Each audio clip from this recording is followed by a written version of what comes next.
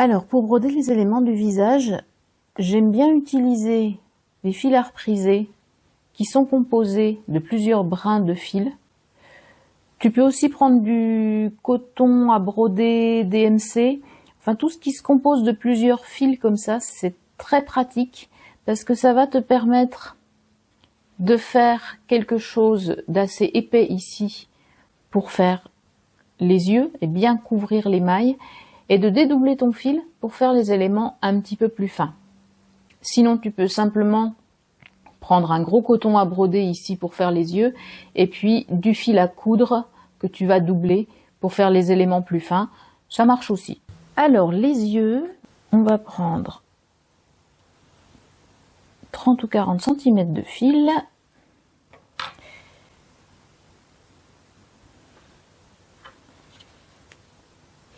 Puis je vais piquer mon fil quelque part par là-haut,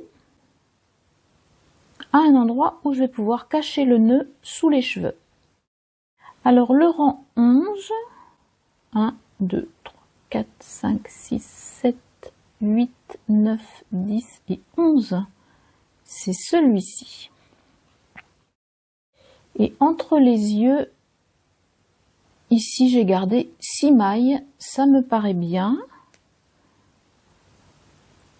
Donc, je vais ressortir ici. La position de mes yeux, ça va être ça. 1, 2, 3, 4, 5, 6. Et le deuxième sera ici.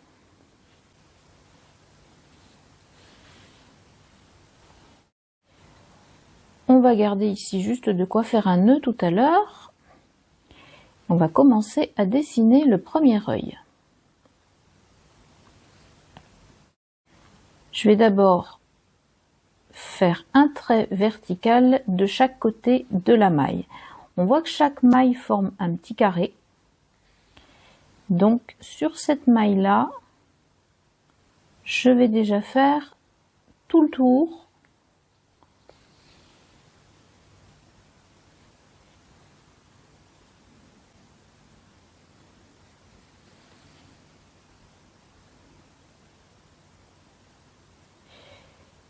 Ensuite, on va remplir le milieu. Je vais faire une croix.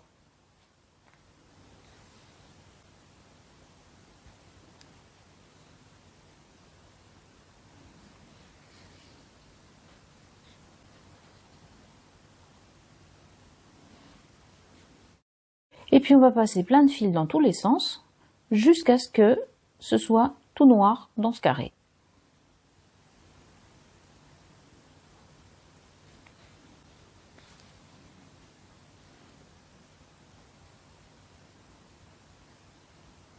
Alors, faut pas serrer trop fort non plus pour pas déformer la maille.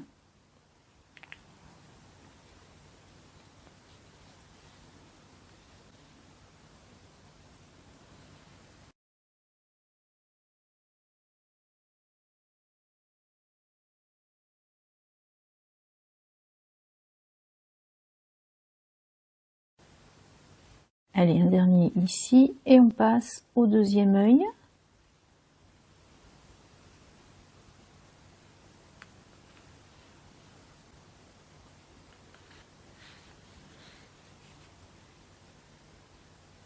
On fait à nouveau les 4 coins.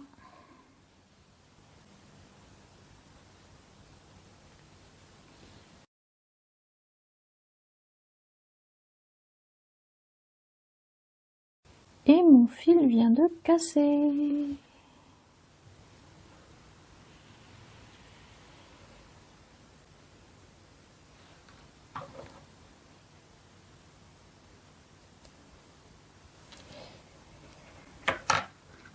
Donc je vais finir avec 3 fils.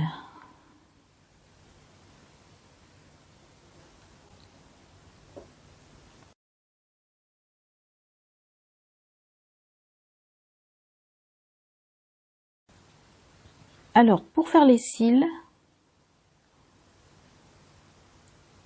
on va garder que la moitié de l'épaisseur du fil.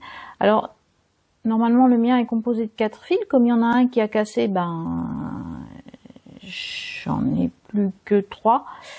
Donc je vais garder ces deux-là pour faire les cils.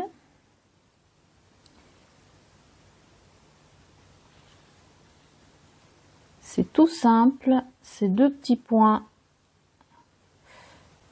On compte 1, 2 mailles ici.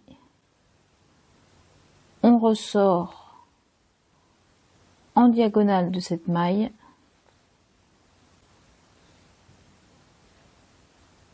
Et on revient ici. On fait pareil sur le deuxième œil.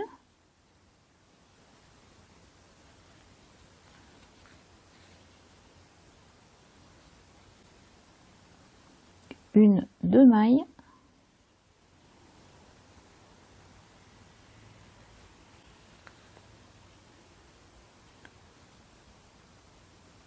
Et on repique dans le coin de l'œil. Et on peut ressortir ici pour terminer avec un nœud.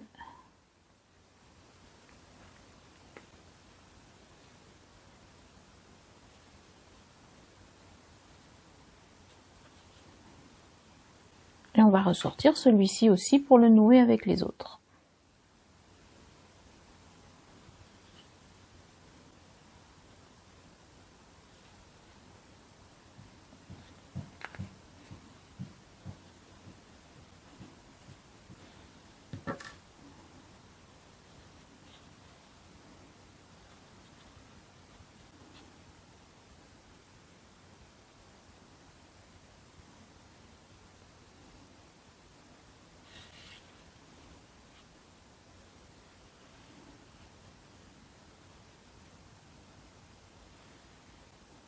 Je peux pas serrer trop fort parce qu'apparemment c'est pas le fil le plus solide du monde.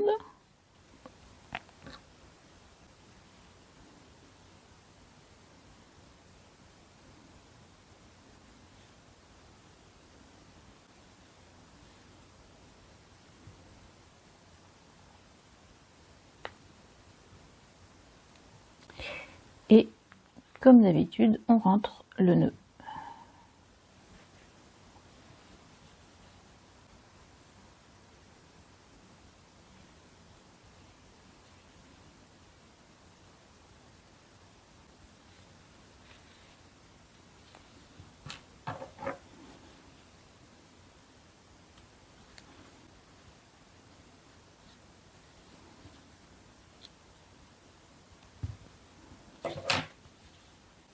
Et voilà. Pour la bouche, c'est beaucoup plus facile. On va prendre un fil rouge. On le pique toujours quelque part par là-haut. Et puis, elle est 2 rangs en dessous des yeux, au milieu, comme une bouche. Donc, le milieu est ici. Et on va la faire de 2 mailles de large. Donc on va prendre les 2 mailles du milieu.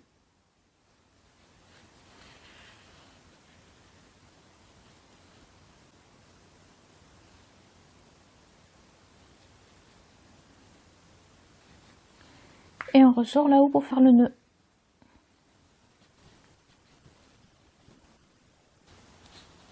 Et donc il nous reste à faire les pommettes, même principe que la bouche, sur 2 mailles aussi. Sous les yeux, un rang en dessous des yeux, un petit peu décalé sur les côtés. Pour ça, j'ai un reste de Chips Katona rose. On pique toujours quelque part au-dessus de la tête. On ressort un rang sous l'œil, juste dans l'alignement ici.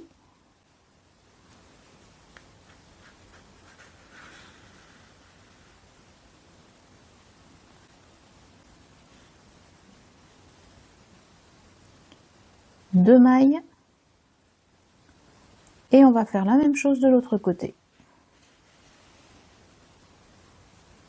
On ne serre pas trop fort pour pas déformer. 1, 2 mailles. Et on fait un nœud. Maintenant, on va pouvoir cacher tous les nœuds et les trucs bizarres qu'on a fait là-haut sous les cheveux. Alors juste avant de faire les cheveux, on va finir le hobby. Tu vas voir, c'est tout facile. Ça se crochette en aller-retour. On va commencer par faire une chaînette de 8 mailles. 3, 4, 5, 6, 7 et 8. Et on va crocheter en aller-retour en mailles serrées sur 16 rangs tout simplement.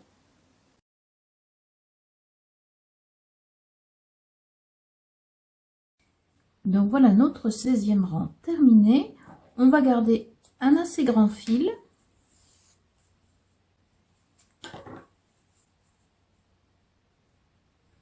Celui-ci, on peut le rentrer déjà sous quelques mailles.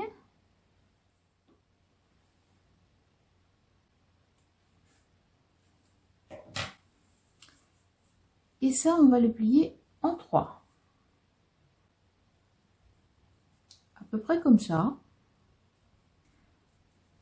On va faire 2-3 petits points pour que ça se maintienne bien plié.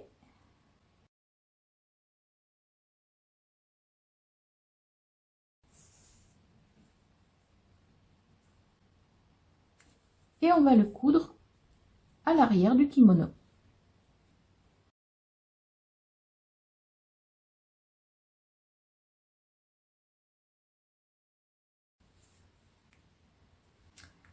On termine par un nœud.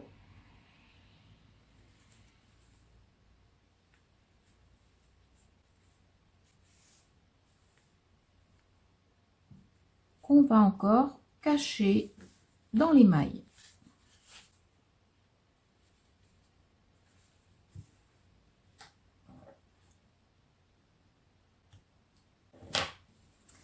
Et voilà, le nœud du hobby est terminé.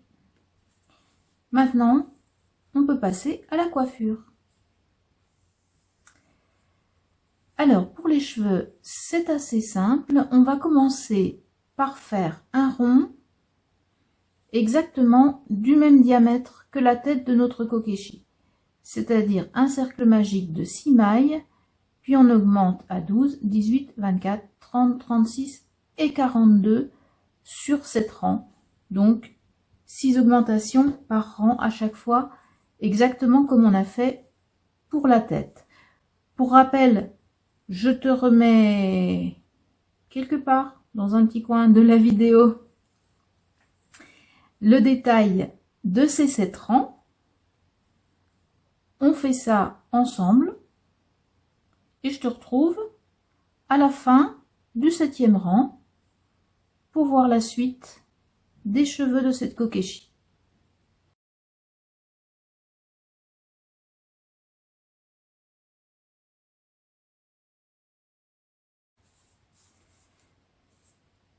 Nous voici à la fin du 7e rang. On a 42 mailles et maintenant on va faire 3 tours de 42 mailles en mailles serrées.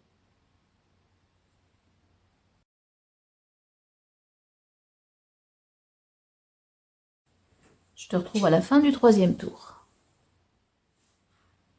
Alors, on a fait nos 3 rangs de 42 en spirale. À partir d'ici, on va travailler en aller-retour, mais sur seulement 26 mailles pour faire les cheveux sur l'arrière de la tête. Donc, comme tout travail en aller-retour, on va faire une maille en l'air pour tourner. Et là, on va faire 26 mailles.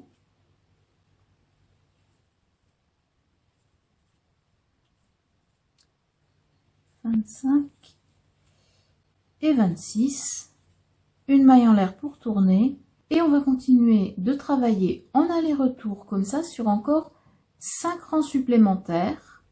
Donc on est maintenant au rang 16 et ici pour le rang 17, on va juste faire une maille en l'air pour tourner et 13 mailles serrées pour terminer ici au milieu.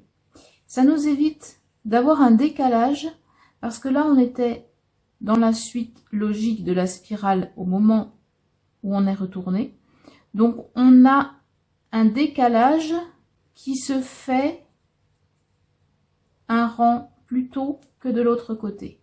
Donc pour éviter ce décalage, on va simplement crocheter en maille serrée jusqu'ici, arrêter le fil et couper.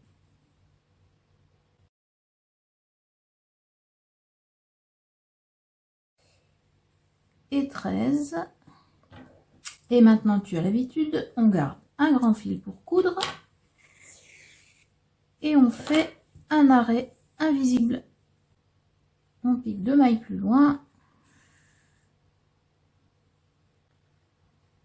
dans la même maille.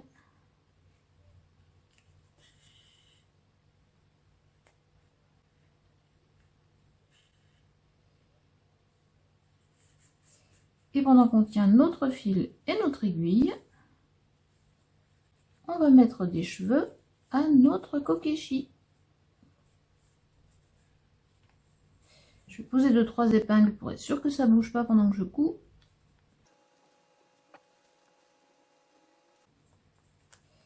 Et on va placer quelques points à des endroits stratégiques.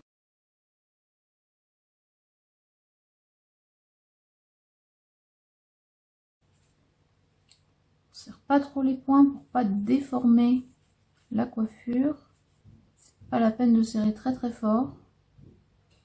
Et puis on va ressortir l'aiguille par là.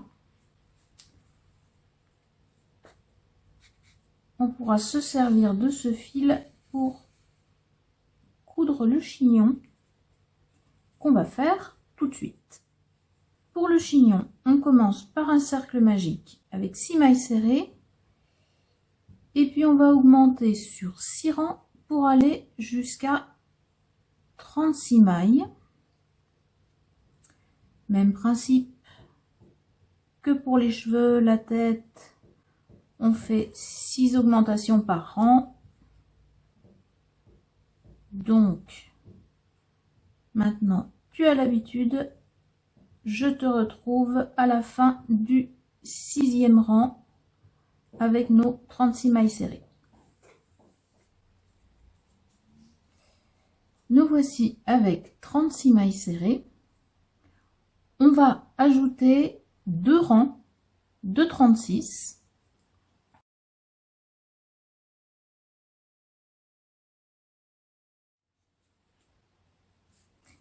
Voilà nos 2 rangs de 36 terminés.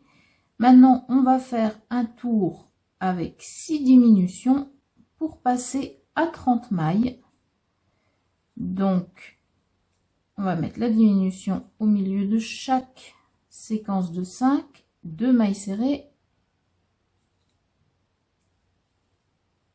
une diminution et 2 mailles serrées.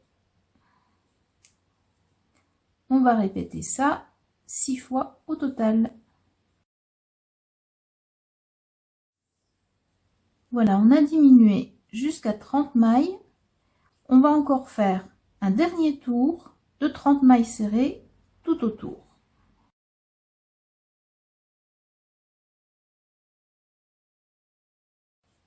Et on fait un arrêt invisible.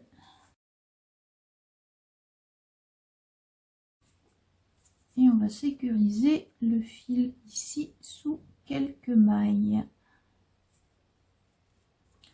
On peut le laisser dans le chignon et on va mettre du rembourrage par-dessus.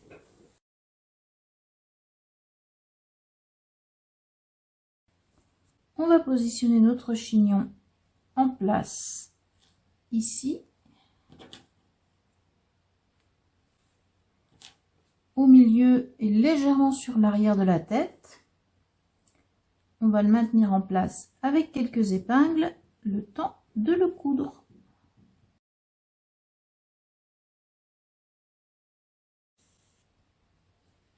On passe bien sous toutes les mailles du tour du chignon pour être sûr que le rembourrage ne pourra pas s'échapper une fois le travail terminé.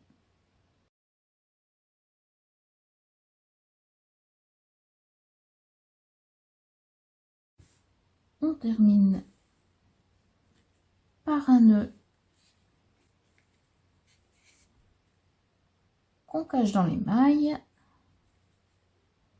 et on n'a plus qu'à placer les dernières petites décos, la sakura et une petite barrette à fleurs.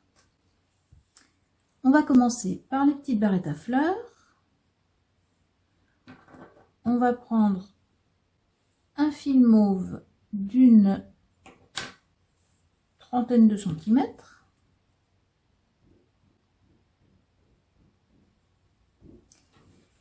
Et puis, pour changer de celle-ci, je vais en mettre une de chaque côté. Alors, on pique quelque part sous les cheveux ici. On garde environ un peu moins d'un centimètre, peut-être, de 2 mailles. Moi, c'est l'équivalent de 2 mailles.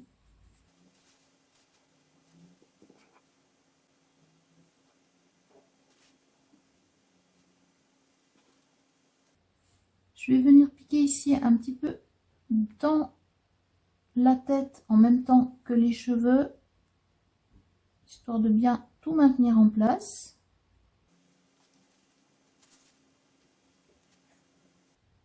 Et on va former un petit V.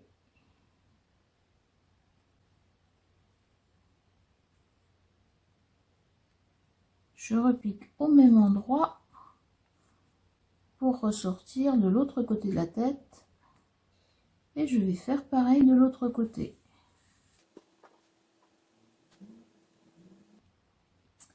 Pareil, je fais une petite barrette en forme de V. Et je vais aller faire un nœud avec mon fil de départ.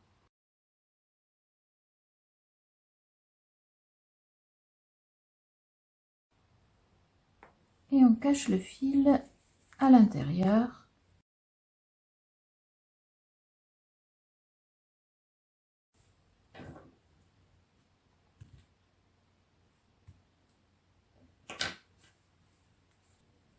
Et pour finir, on va mettre la petite sakura sur le chignon. Pour ça, il faut juste un petit bout de fil blanc. J'ai pris le même fil du déco 8 blanc, le même fil que celui de la sakura. Tu peux prendre juste un fil à coudre tout simplement. L'essentiel, c'est qu'il ne se voit pas sur les pétales de la fleur, donc prendre plutôt un fil blanc, mais sinon la taille n'a pas tellement d'importance. Et on va juste faire quelques points. Voilà, pas besoin d'en faire beaucoup. Moi, je vais juste faire 3 points au total.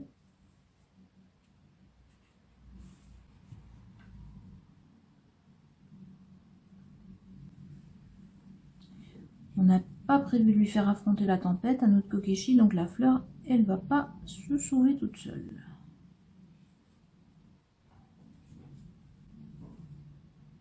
On cache le nœud dans le chignon.